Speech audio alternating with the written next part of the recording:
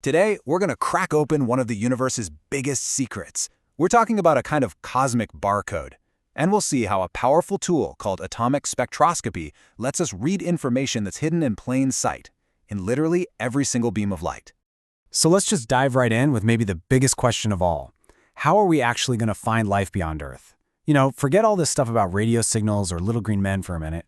The most likely first sign of life is going to be something way more, biological. Yep, you heard that right. That's a real quote, and it kind of gets right to the heart of what we're talking about. Now, obviously, scientists aren't literally out there looking for alien flatulence, but what they're searching for is the next best thing. What we really mean by alien farts are the telltale gases in a distant planet's atmosphere. Gases that, according to the normal rules of chemistry, just shouldn't be there. Scientists have a more formal name for this: biosignatures. Think about our own planet. Our atmosphere is loaded with oxygen, right? But that's only because plants and microbes are constantly churning it out. If life on Earth vanished tomorrow, that oxygen would disappear pretty quickly. So if we spot a planet light years away with a similarly weird, chemically unbalanced atmosphere, well, that is a massive biosignature. It's a huge clue that something might be alive over there. Okay, but that brings up a huge, incredible challenge. We can't just send a probe trillions of miles to scoop up a sample of air. So how on Earth can we analyze the atmosphere of a planet that's literally across the galaxy? Well, the secret is hidden in plain sight.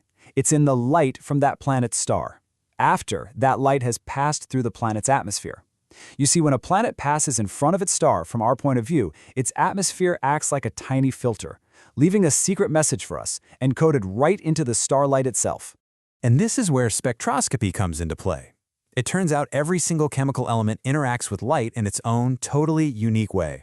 It absorbs and spits out very specific colors, creating a pattern that's as distinct as a fingerprint. It's a cosmic barcode.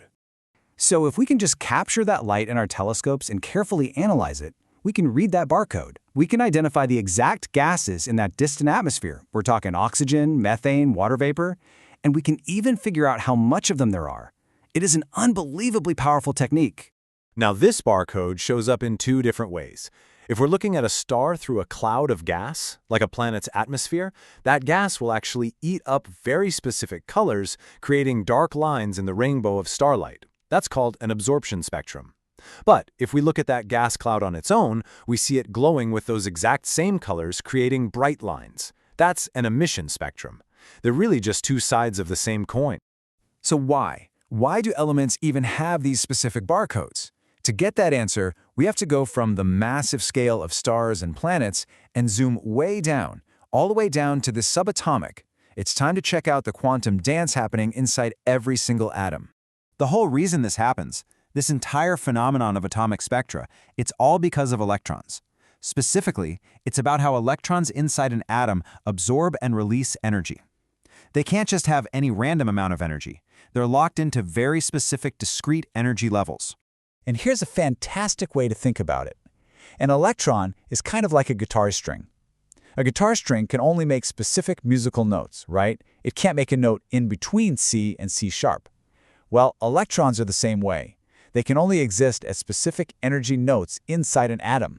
It's a fundamental rule of quantum mechanics. So here's how that dance works. Imagine a tiny particle of light, a photon, zipping through space. It hits an atom. Now, if that photon has the exact right amount of energy to kick an electron up from one energy level to a higher one, the electron absorbs it and makes that quantum leap. But it can't stay there. It's an unstable, excited state. So, almost instantly, it falls back down, and when it does, it spits out a brand new photon with the exact same energy, shooting off in a totally random direction. That photon that got absorbed, that makes the dark line, and the new photon that gets spit out, that makes the bright one. Now, this might all sound like some really out there, astronomical tool just for hunting aliens. But the truth is, this quantum principle is at the very heart of some of the most critical technology we use every single day, right here on Earth. This isn't just for stargazing, not even close. In chemistry, spectroscopy is the absolute gold standard for figuring out what an unknown sample is made of. Lasers, they work by controlling this exact process of electron emission on a massive scale. And maybe the most mind-blowing application of all, this quantum dance allows us to measure time itself with almost perfect precision. That's right. The most accurate clocks ever built, I'm talking about atomic clocks, they aren't based on gears or pendulums. They are tuned to the incredibly consistent, ridiculously predictable energy vibrations of electrons inside a cesium-133 atom. Let that sink in for a moment. This quantum dance of an electron isn't just some cool cosmic quirk.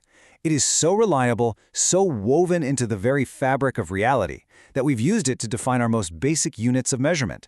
The official international definition of 1 second is based on the energy vibrations inside a cesium atom.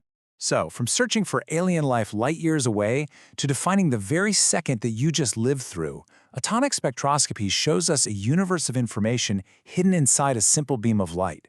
It really makes you wonder, doesn't it? What other secrets are just waiting for us, hidden in the light that surrounds us every day?